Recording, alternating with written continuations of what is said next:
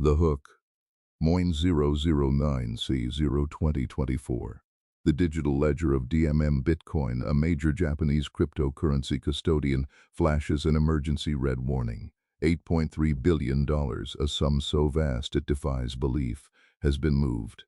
Not siphoned, not stolen through complex code manipulation, but executed as a simple, direct asset transfer. How does a multi-billion-dollar withdrawal occur from an institution tracked by global regulators, leaving behind only the spectral outline of a transaction? The trail is clean, almost too clean, suggesting the hand that initiated the transfer wasn't reaching in to steal, but reaching out to move. The biggest crypto heist in history wasn't a hack. It was an authorized exit. Chapter 1. The $8.3 billion phantom withdrawal. 06. The figures are staggering. $8.3 billion vanished in a single unauthorized movement from DMM Bitcoin's corporate holdings F1. This isn't a series of small leaks. This is a single, defining breach that instantly recalibrates the risk profile of the entire digital asset space, F12. The immediate aftermath was a silence so profound it felt like an admission of guilt. DMM Bitcoin remained tight-lipped, barely acknowledging the scale of the leak, leading to extended service unavailability, F3. When billions disappear, silence is often the loudest confession. We turn to the blockchain forensics experts at Biosin. Their analysis cuts through the corporate fog. The attack was a simple direct asset transfer from DMM Bitcoin's wallet straight to the attacker's address, F2. This detail is the critical pivot in our investigation. It wasn't a flaw in the smart contract that was exploited. It suggests compromised private keys or a mechanism that authorized an internal transaction, F11. The weak point wasn't the code, it was the key holder. Moving that much untraceable value demands infrastructure only nation-states or established cartels possess, pointing toward high liquidity channels, institutional exchanges, or pools connected to state-level actors, F17. The sheer scale forces us to confront a difficult reality. This wasn't just about illicit profit.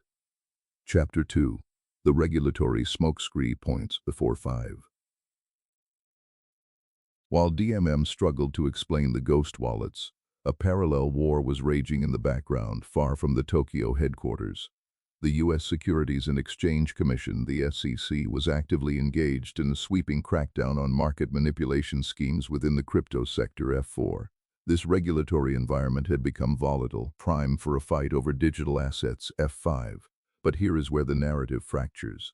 The SEC's own enforcement actions in 2024 targeted schemes involving crypto assets that were explicitly identified as having been created at the direction of the Federal Bureau of Investigation, F9, F13. Think about that intersection.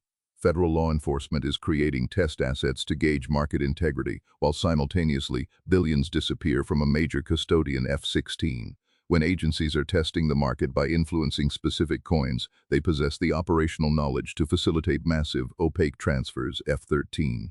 The Department of Justice confirms their reliance on blockchain analysis to trace funds connected to fraud, F6. Yet the DMM transfer remains stubbornly clean in its execution, suggesting the destination wallets are shielded using state-level obfuscation techniques, F14. The technology used to catch thieves can also be used to move assets unseen. Community speculation on message boards immediately questioned the official narrative, looking past simple theft and searching for the geopolitical hand moving behind the scenes, F8. They sensed that the chaos might be camouflage. Chapter 3. The Ghost in the Machine. We are looking for the operator of the ghost wallet. This entity bypassed conventional security measures, suggesting access that goes beyond mere hacking. It implies compliance, or total informational superiority. The core mystery remains. Who orchestrated this direct transfer, and what is the true destination or purpose of these funds, especially when viewed against the backdrop of federal market influence? This wasn't a break-in. This was an authorized exit using stolen credentials. F11. The lack of transparency fuels our suspicion of a cover-up or severe regulatory pressure exerted on DMM following the event, F3. The immediate priority for investigators, whether corporate or governmental, would be tracing the path from the DMM wallet. But if the transfer was designed to look like an opportunistic theft, its endpoint would be intentionally obscured, perhaps dissolving into privacy mixers or landing in pools connected to known state actors F8, F14. We see a faint, almost spectral image of an FBI seal briefly appearing near the red warning light on the ledger F9. If the SEC is fighting manipulation created by law enforcement tests, then DMM's loss could be collateral damage, or worse, a targeted move masked by regulatory fervor, F16. The DMM incident is a landmark event, redefining the upper limit of what could be taken in a single move, signaling a shift from complex code exploits to simpler, access-based diversions, F18, Chapter 3, The Final Calculation. 7 Tinlinan, 30. Imagine a holographic transaction map. The $8.3 billion transfer vector shoots out from the DMM corporate folder, a clean, unwavering line of digital capital. But instead of terminating at a known black market hub, it leads toward a folder labeled SEC Compliance Test, F15. This is the uncomfortable truth we must confront. What if the greatest theft in crypto history wasn't theft at all, but the most expensive means of moving assets outside of public view, utilizing the chaos of the crypto market to mask a deeper, regulatory or intelligence action? We search for the digital fingerprints of the perpetrator, the ghost wallet operator. We look for the institutional nodes, the massive centralized exchanges in Asia or Europe, where such an unprecedented volume could be absorbed without immediate detection.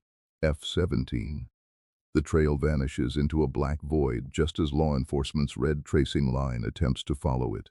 F14.